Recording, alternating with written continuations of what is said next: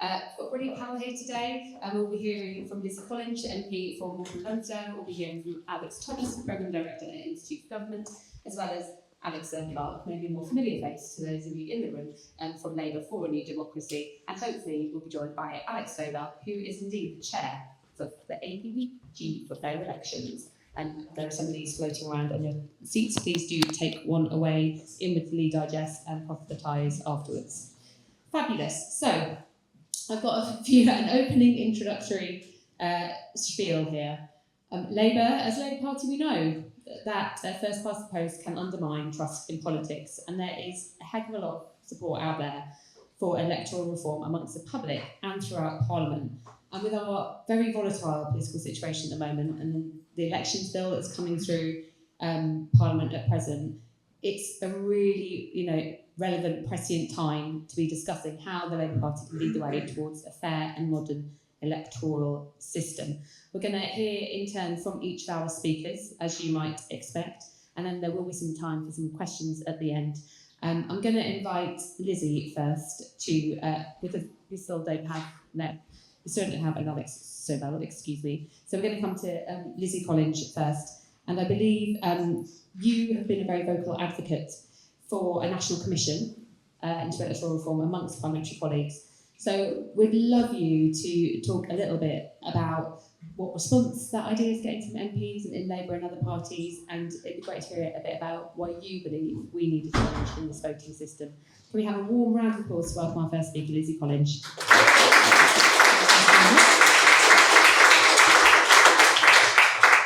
Thank you. Yes, so the all-party parliamentary group for fair elections is calling for a national commission to look at reform to the voting system.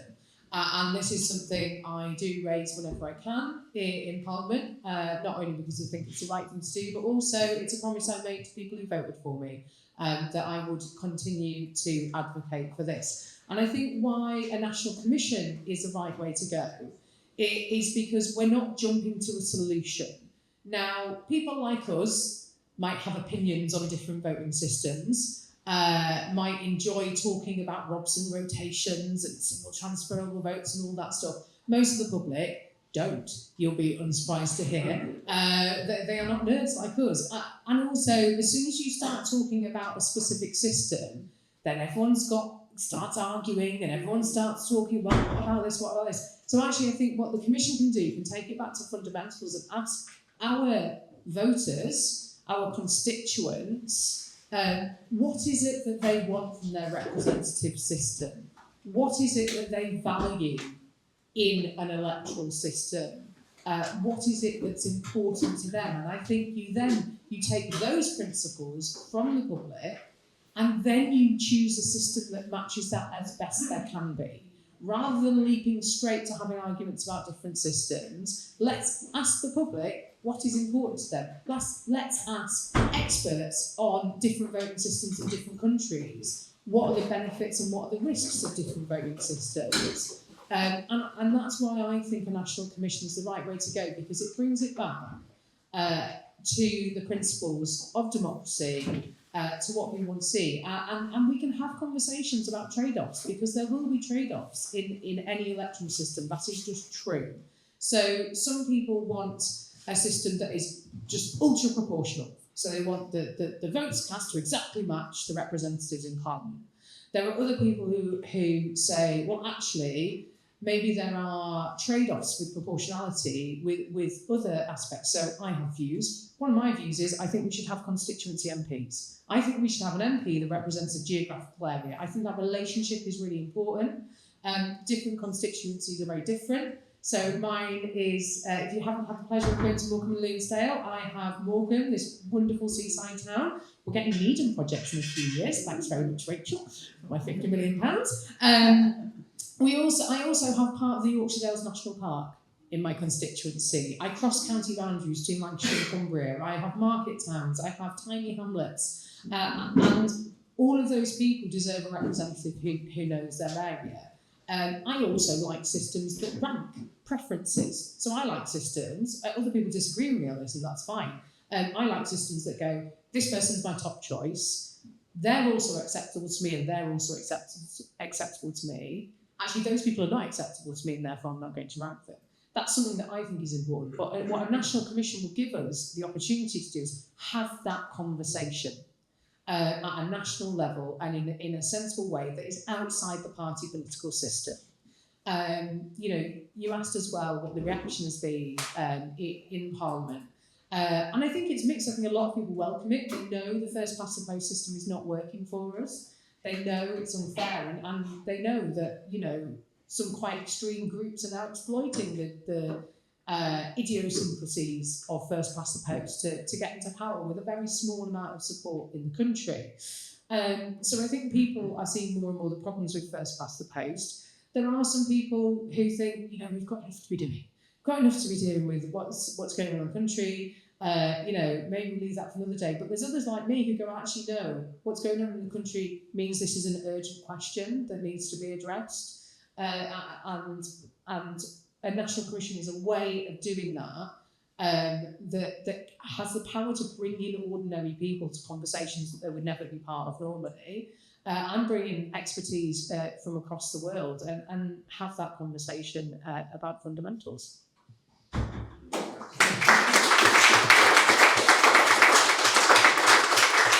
Thank you so much for kicking us off with that thought-provoking contribution and some really salient points made about let's not get into technocratic detail about which system straight away, and let's remember those big principles and the fact that it is important at the moment because it speaks to people's desire to be heard and for that democratic link to work and for us to be a representative democracy in every sense. So thank you so much.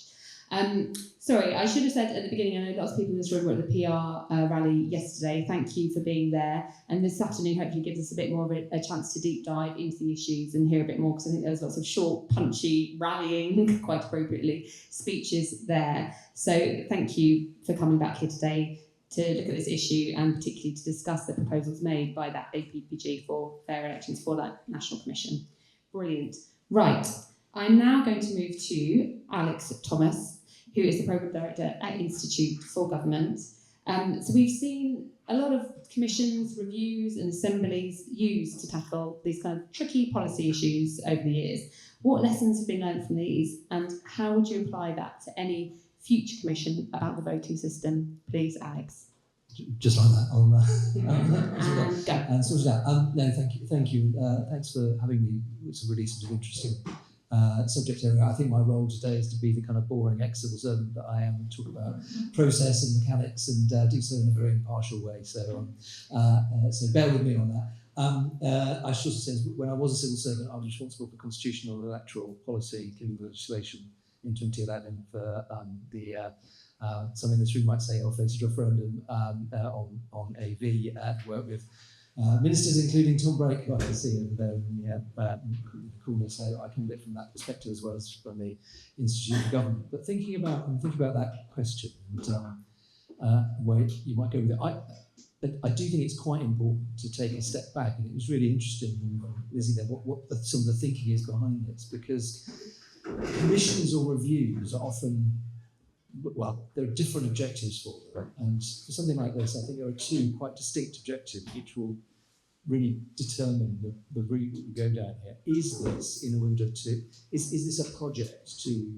build political support for an idea, to engage coalitions, to tease out and kind of draw people into this? Is it a political objective, or is it that kind of more kind of the government wants to do something, technocratic review, let's work out how best to do it? Because others in the room will know better than I do, but there isn't an immediate demand from the government for a commission like this, and so how you go about it and how you shape and organise the structure and answer those questions really will be determined in my mind by whether this is a political project of enthusiasm and interest building, or whether it's a project trying to get to the right answer.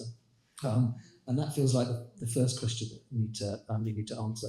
If it's a campaigning tool, then of course you have to adopt the techniques that those who've actually managed to get elected are better able to do. If it's not, then you get to some of the work that we've done. We've done lots of work at the Institute for Government about reviews and how government reviews work. I think you'd need to identify, again, as I'm sure the third place might be a credible, big figure who commands broad support, who is not associated with a particular current strand of this debate. So you're kind of reaching out beyond the normal parameters of the debate. Need to build into and review for it to be successful commission mechanisms for stakeholder engagement, to do that in a kind of real thick way rather than just picking up at the end. There's a project to understand what the government might want out of this. Is this a welcome thing from the government's perspective, or is it an unwelcome thing? How might it align with what ministers are or interested in? Is it a place for the government to say, well, actually, here's where the debate can go, and it's useful for us to locate this debate in this commission, or is it an irritant? And my goodness, these people are just, just some of your points, are focusing on things that aren't the priority of the government. I think if you want to actually achieve anything, you need a certain continuity of ministers. And one of the complete kind of sicknesses of the British state is ministers and some servants, but turning over too quickly and not having the kind of sustained interest in this kind of subject. So you need a ministerial sponsor and someone who really kind of pick it up and run with it.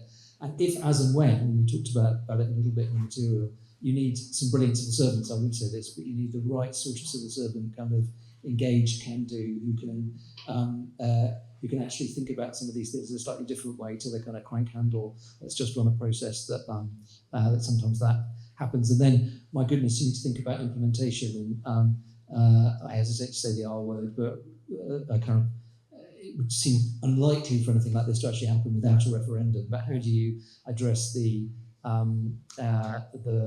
sort of toxicity of referendums that has come into the debate following to obviously events of the last decade or so? So meandering thoughts, but as I say, I think the first kind of primary question is whether this is a campaigning tool or whether it's a tool for identifying the right solution. Thank you very much.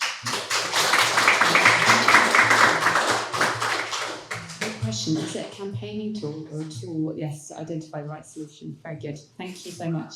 We're going to come to the second Alex. This was going to be a trio of Alexes. What's the collective noun for Alex? Anyway, sorry, there's only two of you now, so it's not quite as, we may yet have a third. So we're going to come to our second Alex of the afternoon. Alex Zur-Clark, who's the parliamentary organiser for Labour for a New Democracy. And I think you're going to be talking to us, obviously, about the APPG for fair elections. Sorry, I found my place in my notes. So it's put forward its own proposal, in terms of reference, for the National Commission on Electoral Reform. So can you outline a bit about what that's going to look like? And also, if electoral reform is as urgent as has been suggested, is there a danger in setting up a commission? Because sometimes things can get a bit kicked into long grass. Even the word commission, you think, oh, that's 3 years' time reporting back, and then do you know what I mean? Is that a bit of a risk? So, Alex, your thoughts, please. So I think before I start, actually, I should just say we had an excellent rally yesterday at which none of the speakers were named Alex. I'm more than making up for that today. I think this commission proposal comes at a really timely point because we now have got record public support for electoral reform. We've got 60% in the latest British Social Attitudes Tracker survey. And for the first time, we've got majority support among supporters of every political party. So across the political spectrum, there's unprecedented appetite for change. And we're also, at the same time, seeing record levels of distrust in the political system. We know there's a strong link between disproportionality at elections and public dissatisfaction with democracy. And this government has said they are on a mandate to rebuild trust in our political system. And I think this is a really important way that we can do that. And we're also conscious that Labour Party policy recognises that the voting system is contributing to that distrust, and that then goes on to say that there isn't consensus for an alternative system. So our proposal with this idea of having a national commission and having, in terms of reference, is that we can help them build that consensus, to put a proposal on the table by which they can start to build consensus across the political divide in a non-partisan way that takes this conversation forward, and we consult with a wide range of experts and constitutional experts for this, both from the APPG, but also from the Electoral Reform Society, Constitution Society, and lots of others, almost too many today. And the idea is really that we can learn from past commissions that have happened, but also kind of have a model for a commission that's fit for the 21st century that involves the public in a kind of meaningful dialogue. So this isn't just a whitewall kind of mechanism, but it's also something that, because this is an issue that is really key to the state of the nation, really, and people's trust and faith in the democratic system, at a time when we're seeing democracy eroded all around the world, we need to involve voters as well in that process and make sure that we've got, alongside this kind of commissioners and experts, have a kind of voters input, so that it isn't seen to be this bargaining chip or party political football, but it's actually the bedrock of our democratic system that we need to make sure is functioning properly. And when people say, this is a distraction, and this is something over there, and you're just swine racks that, that... I mean, we are. Some of us are. If we don't address this, then all these other issues, housing and child poverty and everything else, will come unstuck. If our democratic system fails to function properly, it will cause untold chaos across all the other policy areas that we really care about. So that's what is motivating us to kind of get this conversation going. And we really want to support government in building consensus for change. As I say, there's very widespread support among the public across the political spectrum. The APPG for fair elections is now the largest in Parliament, which means we're even bigger than the all-party parliamentary group for pubs, which is some going, and it's mostly Labour members as well. So there's a huge appetite for this, both inside and outside Parliament, and we can take this conversation forward in a unifying, kind of uniting way, and the party really needs that as well. Yeah.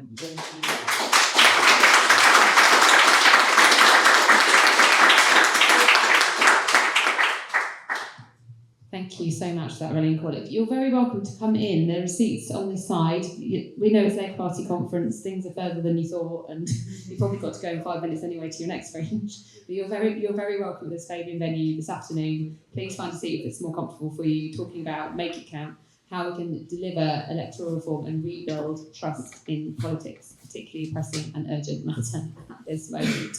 Great. Well, is there any roving mic situation in here? No, okay. Before we go to roving mic, could I just come in on some of this Alex's points? Because I think they're good ones, and I think for me, at the moment, I am campaigning for a national commission. This is a campaign. This is a political campaign to get this commission. But the point of the commission has to be to get the right answer. It can't be a tool to get our preferred answer. It has to be that impartial, and it has to involve the public. It can't be something that just in a corner of Whitehall. And you raise the dreaded question of a referendum. I don't think it's something. If the process of a national commission is done well, I don't think it does need to go to a referendum. We've had 3 referendums in 45 years. I don't think referendums are a good way of getting to a good answer. And I think if you do the work properly of the commission, I think that gives, and you have an elected government that then makes a decision. I think that is democratically robust in a way that actually I don't necessarily think referendums are. So I just wanted to add a couple of points. I think that's really interesting. This is my personal opinion of anyone else, just to be clear. I would tend to agree on the referendums point, and I do think you could see where a party goes into an election and has a clear and specific manifesto commitment on it. The other point I was going to raise, it does go slightly to this, what's the objective here?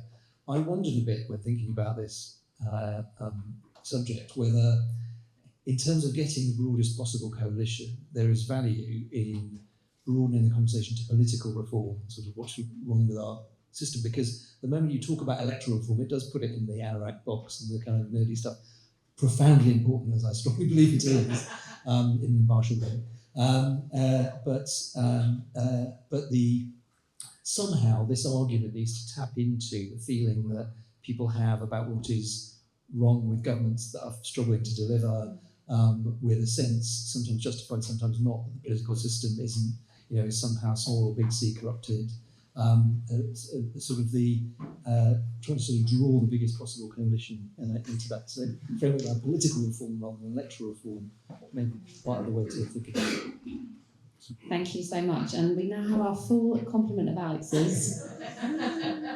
Sorry. Welcome, Mr. Sobel. Hot-footed. Sorry. Yes, Maritime Museum's on renovation for several years. So here we are, the lovely blue coat. Thank you for making it. Would you like a moment before I get you to launch it? Well, I don't know if you're after your long track here from. I don't know if you're able to perhaps offer your opening remarks. Sure. I mean, I'm anything, but I'm the chair of the APPG, so it comes naturally. So we're at a crucial moment. The politics is effectively broken. Our electoral system cannot cope with the political landscape that's in front of us. We are, in England, a six-party system, arguably 7 in Scotland and Wales.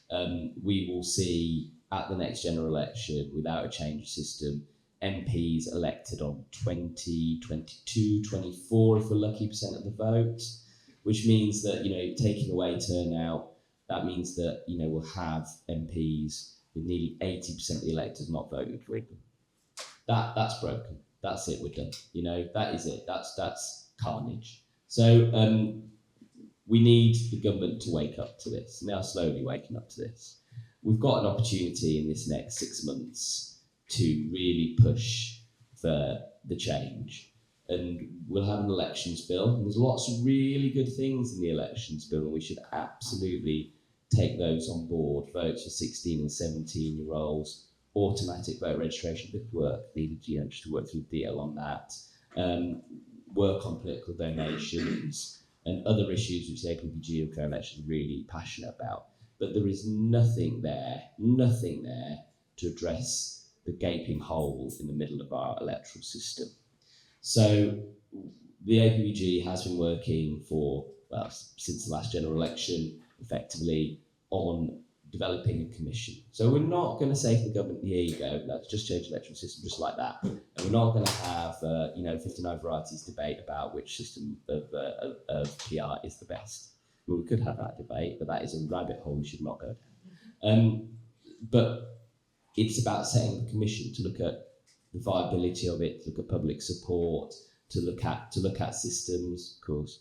And it's a reasonable thing to ask.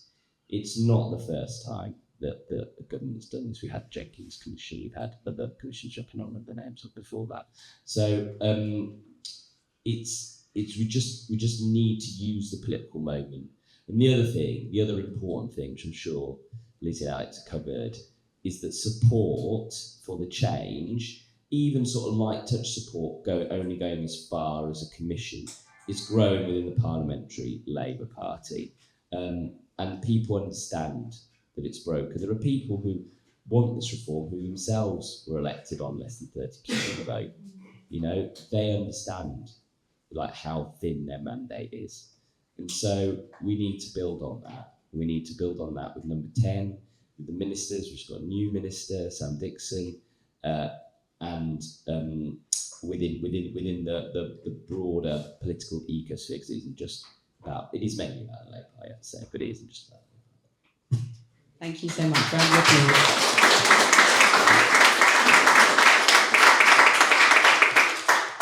Brilliant, thank you. It's so good to be joined by you, and thank you for just going straight in there without even a second thought. There's water for our panellists if you haven't already seen it, and now it's that exciting moment where we're going to come to questions from the room. I'm going to take them in rounds of 3. I don't think there's roving mics. I think it's just you're going to have to use your best speaking voice.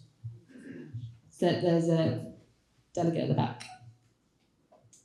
Say your name as well. Say your name, go on. Jean Parr, City Councillor for Lancaster, former County Councillor for Lancashire before we formed, so we just leave that there. I just wanted to ask a straightforward question. I'm very much in favour of electoral reform, and I think it was one of the few failures of the Blair Brown administrations that we didn't get round to it, but that's history. I want to ask what work, if any, has been done on last year's results funneled into a PR system, because our campaigning was based on first past the post, and we didn't get a very high percentage of the overall vote. So, can I throw back to you? Yeah. Lovely, thank you so much, Jean. And then there is a delegate over here. Thank you. Wicker, TLP. I think Jane's position is very important to investigate, because it was technically a commission meant to solve this, and the AD referendum was meant to be a referendum to fix it. Obviously, but didn't. Why would this be different on an actual fundamental level? And it's not a referendum, which I agree on the best way to do it, but is in our psyche now. Do we really think that even in the manifesto, which most people don't read, would it be enough to push through? Thank you. Sorry, could you just say your name again? I missed it at the beginning. Philippe from Wickham. Brilliant, okay. Is there a third question? Thank you, delegate at the back. Well, I'm certainly calling on the town council in Gloucestershire. We've got that in Scotland, which I think has PR and worked, and I'm sure. What do you think about these systems? Okay, lovely. So we've got a question from Jean back. If anyone's done any modelling on the last year's election results, then one from Philippe about why is this commission different? It's a good provocation. And then Sally asking about different systems. I'm going to start here and go along, and so feel free to address whichever question you'd like to. Sure. So on the modelling question, I know the Electoral Reform Society did some modelling about 5 or 6 months after the election, and that was really detailed on what the election result might have looked like if it was a straight translation, votes into seats. I think it's really important to note that parties behave differently under different systems. You have a different incentive structure, and we quite rightly maximise the efficiency of our vote to win as many seats as we could under this system. Whether or not that is sustainable in a situation where the two-party vote share has been declined for 60 years and we're now in a 5, maybe 6-party system is another question. And also, we are perfectly capable as a party of campaigning to maximise the number of votes we get instead of just maximising some people more than others because their votes matter more. We should be in a place where, in our democracy, every vote counts fairly and equally rather than having inequality baked into it. Thank you. Lizzie. Yeah, I want to pick up Philippe's question. The answer to whether this will be any different, it was like, well, the answer is it depends whether we do it well or not. I mean, that fundamentally comes down to it. You can have a good idea that you do well or a good idea that you do badly, and I think it's, part of the reason, I don't want to put words in people's mouths, but to have a draft terms of reference is to think, well, how would we do this? How would we make it work? And I think fundamental to me is that proper public engagement. So, people don't read manifestos, but people who are vaguely politically engaged sort of get the gist. And I do think this is one of those subjects that would make it onto the 6 o'clock news as a manifesto commitment. It would make it at least some way, as far as any other subject does, into the psyche. So I think the public engagement in a commission would be absolutely key, and particularly doing it in a way that it's not just the usual suspects. So it's not just nerds like us going into a room and having views about, Robson rotations. It is genuine engagement on the ground, which is something that our politics needs more of anyway. Councillors in the room, we go knocking on doors all the time, and that is such an enlightening thing. And I love year-round door knocking, where we're not trying to maximise our vote, where we are actually knocking on every door, because that's how you get that relationship with your constituents. I think the answer is let's do it well. Yeah. Thank you. Alex. Thanks. Two quick points. On Philippe's question on the Jenkins Commission, I think it goes back to what I was saying earlier. It's a really good point, but what is the objective of this? Why is it different? All sorts of commissions and reviews are set up all the time. why do they fail? Sometimes they fail because they're set up for a cynical reason, as I was replying before, just to kick something into the grass, or it's in the too difficult box, and that's asked Louise Casey to put it. Sorry, no, it's fine. Sometimes they fail because there's no money. That's not such an issue here because this is not a big spending question, although I would note how the issue of money was weaponised in the 2011 AV campaign. Sometimes they fail because, as I said earlier, ministers change or the wind change. So if there is a genuine demand and the focus remains on it, I don't think there's any reason why a commission sort of inherently will fail, but it requires, exactly as you were saying, getting all those conditions right and having a really clear view of what the strategic objective is that you're trying to achieve.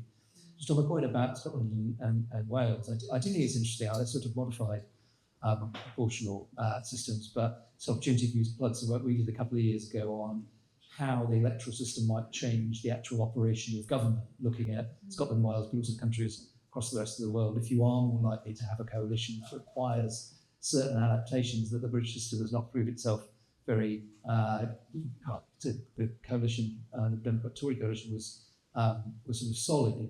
It required quite a lot of grinding of gears, and actually our institution isn't brilliantly set up to endorse a new government. It's being formed in a different way. So one of the opportunities, I would say, again, without taking a position on whether this is the right thing or not to do, the opportunities to change the electoral systems, it cracks open some of those questions about the way we do government that you can learn from Wales and Scotland and elsewhere, and would require a certain kind of revisitation of those primary issues. Thank you. Mr. Sobel. Thank you. So, Philippe, I'm glad somebody from Wycombe's asked the question, because I grew up in Buckinghamshire, I went to school in High Wycombe. Did you? Oh, right, Wycombe, talk about that later. Okay, anyway, so I think there's a number of things. So first I want to address the AV referendum. I was Deputy Director for Labour for AV, so mea culpa on that. But Nick Clegg was sold a pup by David Cameron. He was given a choice between first past the post and a system which is basically first past the post and preferential voting. It's not a proportional system. It's what they use in Australia. Nobody says Australia's a PR system. It didn't, even people who support PR, John Grogan's a really good, I don't think it's him. No, it's a really good example of somebody who voted no and campaigned no in that referendum who supports PR, because it was like Muggins' choice, really. And I campaigned very hard for it on the basis that some change is better than no change. Okay, so that's the AV question answered.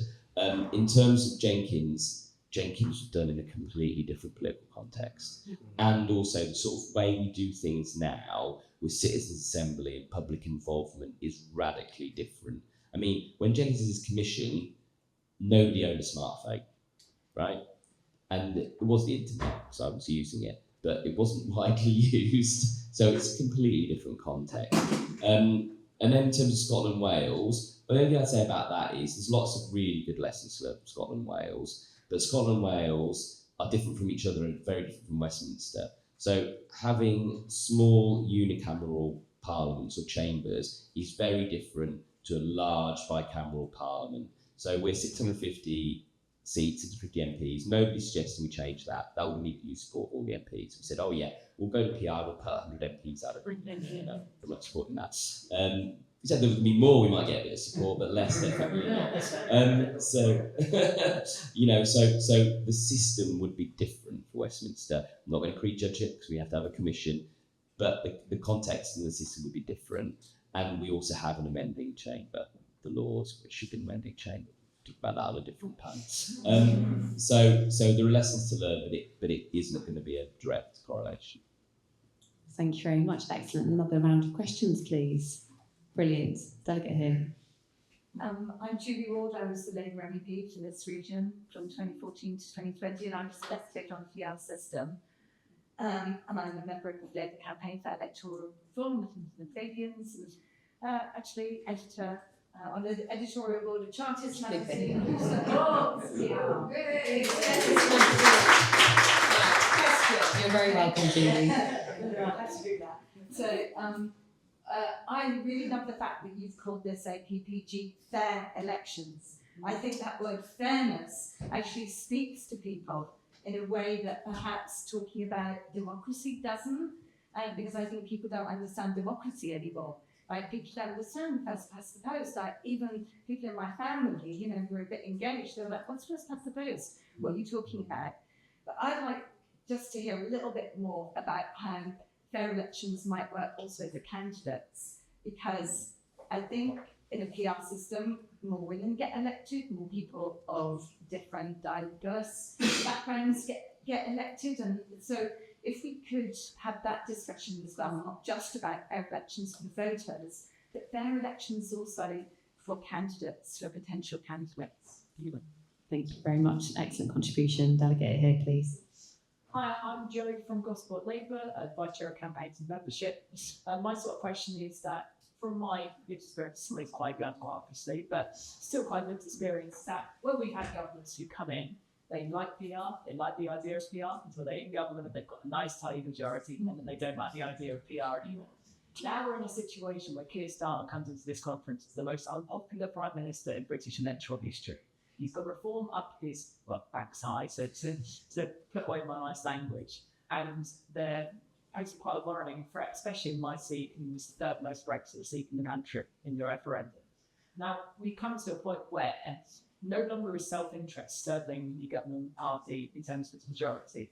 They're getting quite worried. Could we come to a point where self-interest is now in favour of PR? Okay. I'm sure that people will have some thoughts on some of the premise of the question as well as the question. We'll come back to it, and then there's a gentleman in the front row, please. I'm not sure. What's your name, please, sir? Well, my name is Michael A. And I tell you, my CLP, several people in the room about what and when there was prevent. I am from the Labour International CLP. So it was possibly the largest in terms of membership, certainly the largest in terms of how many British people are within our constituency.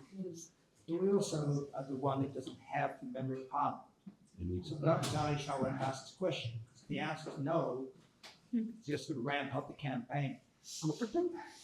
What I want to latch on to is the concept of fair and concept of input to the commission. So what I'm asking for, I tell you, we're going to figure out a way to have an input to the commission.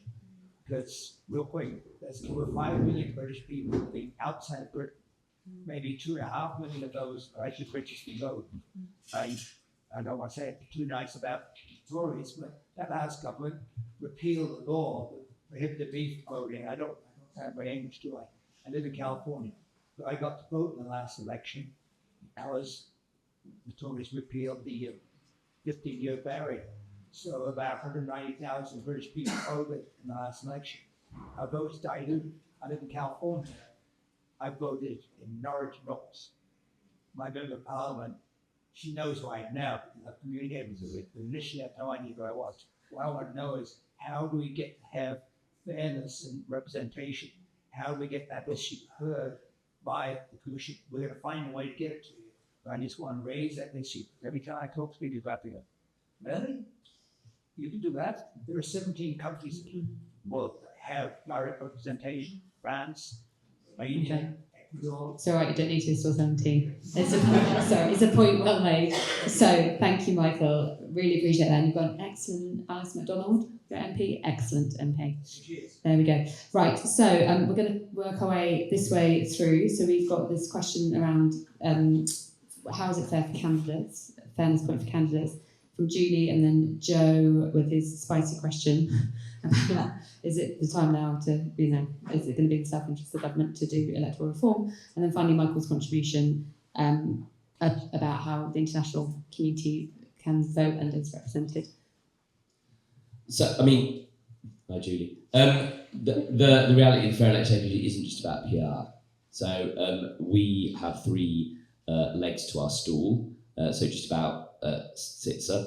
And the other 2 legs are around the influence of dark money and, Vladimir Putin, which I know Charters again is a good supporter of, issues around Russian, as a sort of disruptor of all of our democracies, and also around sort of misinformation and all those issues around voter access. So like another bit of the election bill we're really interested in is automatic voter registration, which is a big issue. There's lots of under registration and all the data sets are out there. It's fairly easy to. I've met with the new chief executive of the Electoral Commission about this earlier, and told me they could implement it in less than 2 years, which is great news because that means we can do it before the next election. And we persuade the government that they can do that. So that's sort of in the round. I won't go into all the things we're doing around that, but we are trying to do it in the round. And those two issues, misinformation and dark money, are absolutely important things for candidates unless they're standing for reform. And obviously,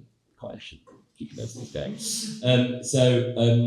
In terms of the other issues, I mean, look. There are a lot of us where this is a matter of principle. This is not a matter of electoral necessity. There will be a cohort of people where they are looking at a short-term electoral gain, so might be interested in that. And then there are another set of people, these are the most difficult set of people for this purpose, who are like, well, you know, actually, in the long run, they were much better at first past the post. Let's not think about 1 or 2 cycles, let's think about it all the way. But actually, the traditionally, the big winners of first past the post have been the Conservatives. And, you know, I mean, I'm not going to make any predictions. Who knows whether it will be or not in the future. I mean, the biggest, wildest thing to happen would be if the Tories start to support electoral reform. But, you know, I think it'll be many a long day before that happens. We're still trying to find the first Tory MP to join the APPG. We haven't quite got there yet, although they're trying very hard. And so the final one was on overseas voters. So I used to be friends with Axel Lemaire, who used to be the French MP for the UK, and she was from our sister party, Socialists. It's now an En Marche MP, who I don't know, French MP. So I understand how that system works. But we've basically got 2 options. The option that we utilise now, which is you register at the last constituency and you vote there. So you are enfranchised in terms of voting, but you're not enfranchised in terms of representation, to understand that. And then your MP might go, well, actually, you don't live here, you're not, you know. Actually, you know, there's a whole range of arguments. If somebody wrote to me and they lived in Spain, but they were voting in my constituency, I'll do their casework because they're going to vote, you know, for me. And I think most MPs would be like that, wouldn't they, Lizzie? Yeah, I've done casework for someone. Exactly. So, and the other one I do find a bit odd because they live in effectively a foreign country, and then they go to Parliament, and our Parliament's quite an intense Parliament. I'm not entirely sure somebody living in Australia, for instance, would make a good member of the British Parliament. So I'm not sold on it. Thank you so much, Alex. Thanks. I enjoyed the question on overseas voting because you actually both gave me flashbacks to when I was a civil servant. I mentioned doing elections policy because civil servants have to, you've got to write the answer to the parliamentary question or to write the briefing, and it's always sort of awkward when there is no rational basis for that coming up with the answers you have to come up, but it's still government policy. And the overseas voting on 50-year rule always seemed to me to be a challenging one to justify on a rational basis. As I was working with my then boss, who is now the chief executive of the Electoral Commission, so you get drawn into these subjects. But I do think, again, I was the one way to resolve the prisoner voting question that we had so much trouble with. Was that there were about 80,000 prisoners in the UK, so you'd have one constituency that could be where all the prisoners would vote, and then you could have Jeffrey Archer or somebody who was the MP for the prisoners, and that would be the way. So anyway, I digress. A more serious answer to... We're not taking that up. I'm ruling that one out straight away. I don't even need to consult the members. No, that's a straight no. And also, I don't know if you know anyone that's been in prison, but the casework from 80,000 people just... Can you imagine? It's a hard no. That was a very good argument. There was also a study, I think, showing that prisoners would mostly vote Liberal Democrat because of drug. I'm going to question the premise of that result. I worked in prisons for over a decade, so that's a separate panel we're going to do next year, Alex. Come on, we're going to go for it on that one. Carry on. I think it does go to this sort of, I keep banging on about it, the strategic objective of the Commission, because for whatever reason, whether it's through self-interest or whether it's just because the fragmentation of the political system means that at some point you're going to get so many weird results under first past the post that it sort of collapses in on itself. Maybe that will happen, maybe it won't. But ideas then find their time. So if you've done the work through something like this or similar, then you've got, people are more likely to pick up something that comes through a well-managed process like this than say, oh, well, Roy Jenkins thought about it 30 years ago, so it's let's do that. So there is the volatility of the electoral situation at the moment, I'm taking like the value of doing work, like this. Thank you so much, Lizzie. Yes, I think I agree. I don't know what I think about overseas voters. I think I'm definitely minded towards having them with a constituency here. I don't know what I think about raising the bar on people who haven't lived here for decades having a vote. I'm really torn on that, and you've made me think, and I enjoy people who make me think. On the fairness to candidates, I think I'd be really interested in getting under the bonnet of why more proportional systems get more representative candidates and elected members. I know that you have to ask women a lot more to stand for election. I entirely blame Kat Smith for me ending up here. She and others, Erica Lewis, who essentially bullied me into standing for a by-election for the county council. But there is a lot of evidence that white men, older white men, tend to be very good at going, I can do that, and stepping up and going for election, and other groups of people aren't.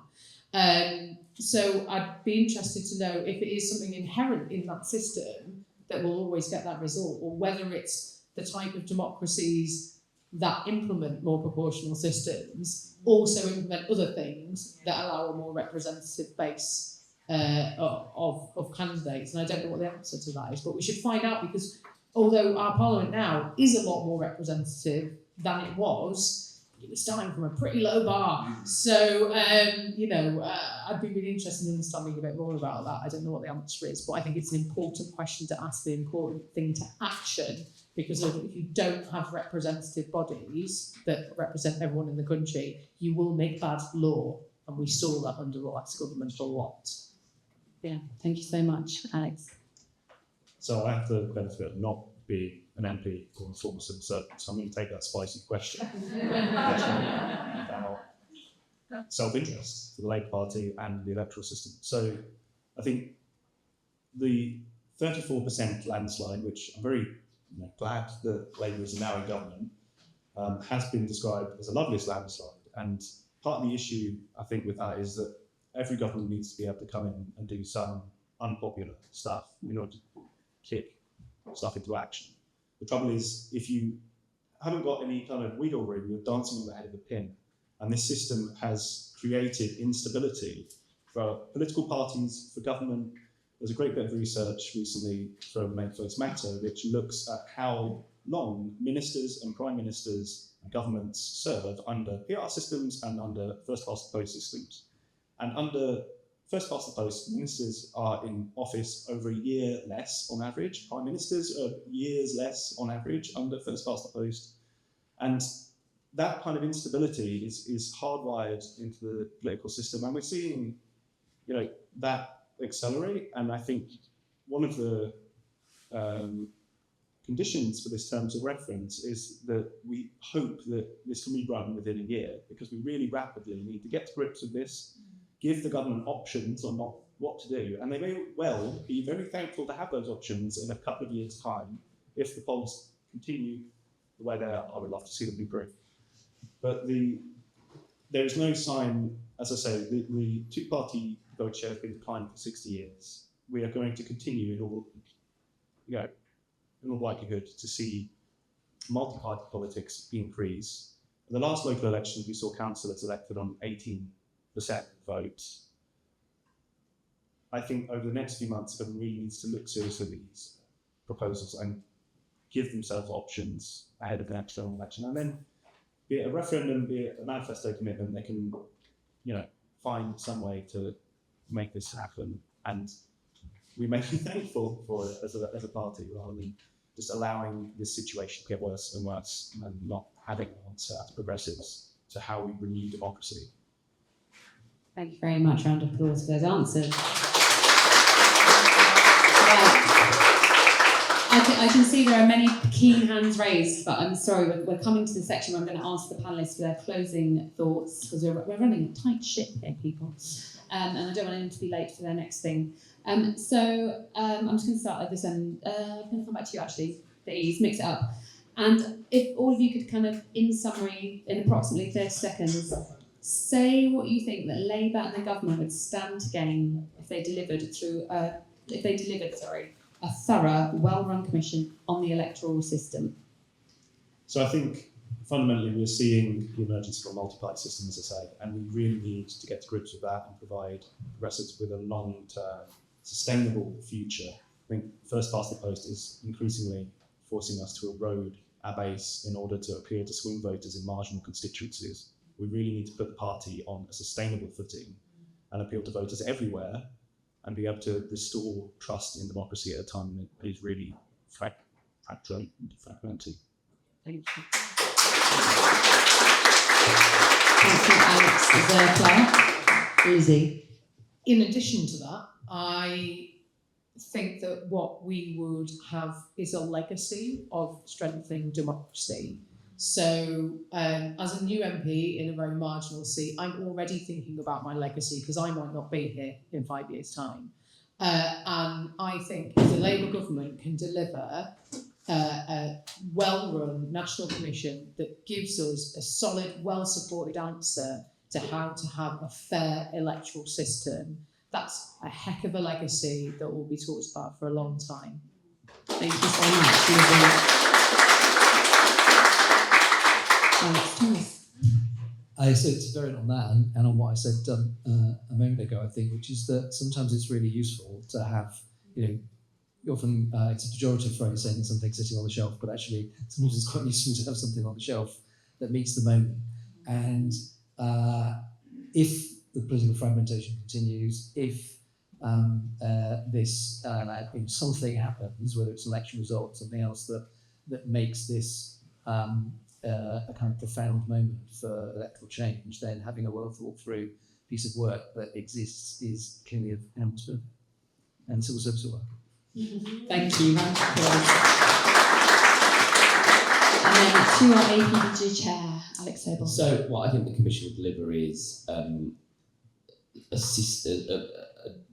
recommendation on a system that fits the culture of our country. When I think the most important part of that is that people know or can easily find who their elected representative is, whether that's the councillor or the MP. So that's really important. Secondly, one that delivers a change in political culture. And thirdly, one that means that, and we always say this, that votes match seats. And actually, I think that will also bring stable government in the way that Alex answered the last question. And I think that is much better than the chaos that this new multi-party state will bring in first past the post. Thank you. So thank you. I know we can discuss this for a lot longer. Do take away the terms of reference booklet on the National Commission on Electoral Reform. We are the Fabian Society. We're here till Wednesday morning. If you're coming to a party this evening, though, that's at the Museum of Liverpool. Don't come here. But everything else is at the Blue Coat. If you're not a Fabian member, please join. Thank you very much. Thank you.